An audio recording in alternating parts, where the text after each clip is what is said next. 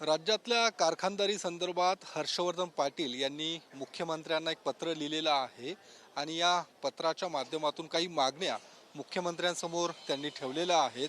काय नेमके त्या मागण्या आहेत ते जाणून घेत.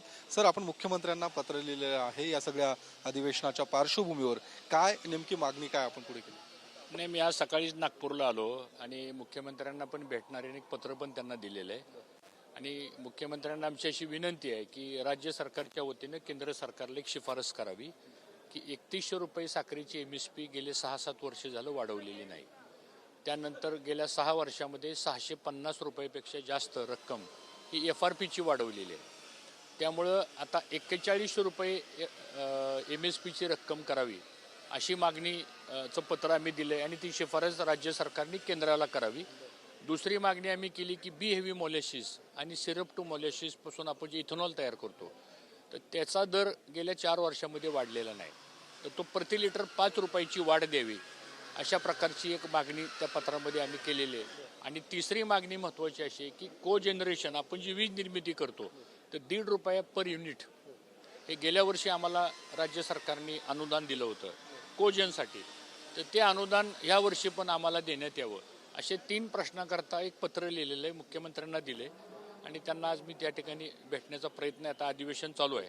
आणि केंद्र सरकारला पण केंद्रीय गृहमंत्री अमित शाह साहेबांना पण आम्ही नॅशनल फेडरेशनच्या वतीनं आम्ही पत्र दिलेलं आहे. आणि मला विश्वास आहे की हे निर्णय होणं गरजेचं आहे, कारण यावर्षी गळीत हंगाम चांगला होईल आणि शेतकऱ्याला जर चांगला भाव द्यायचा असेल अजून आपल्याला तर ह्या गोष्टी करणं आवश्यक आहे.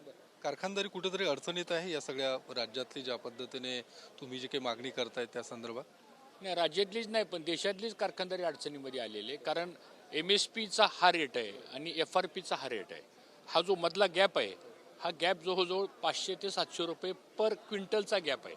आणि मला असं वाटतं त्यामुळं शॉर्ट मार्जिन, त्यानंतर कॅपिटल डिफिशियन्सी आणि आर्थिक त्याच्यामधला संचित तोटा हा वाढायला लागलेला आहे. आणि पुढच्या वर्षी तर अतिरिक्त ऊस होईल अशी परिस्थिती आहे.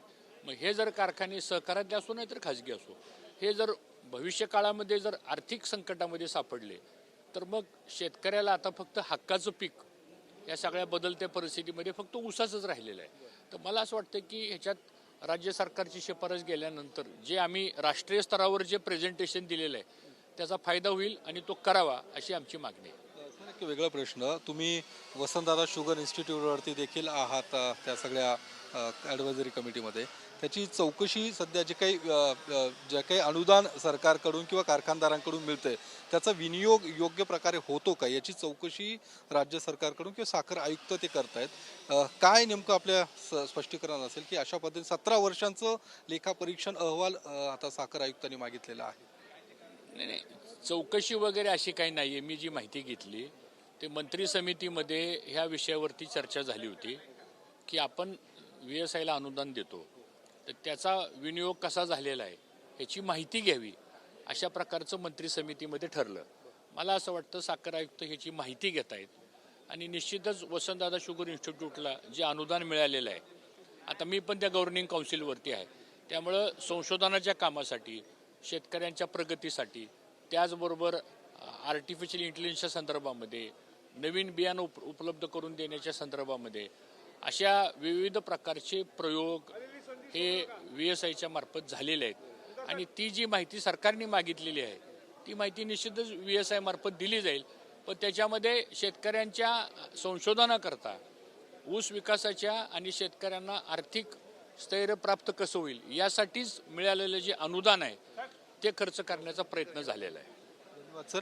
तर हर्षवर्धन पाटील यांनी खरं तर मुख्यमंत्र्यांना एक महत्त्वाच्या विषयावरती पत्र लिहिलेलं आहे आणि केंद्राला देखील तसं पत्र त्यांनी दिलेलं आहे. राज्यातली आणि एकूणच देशातली साखर कारखानदारी अडचणीत आहे त्या पार्श्वभूमीवरती हे पत्र महत्त्वाचं असणार आहे. राज्य सरकार यावर काय निर्णय घेतं ते देखील बघणं महत्त्वाचं आहे.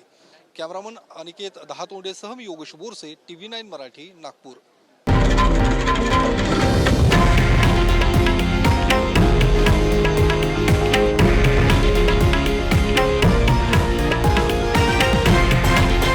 हे आहे देशातील नंबर 1 न्यूज नेटवर्क आणि आपण पाहत आहात TV9 मराठी, एकमेव.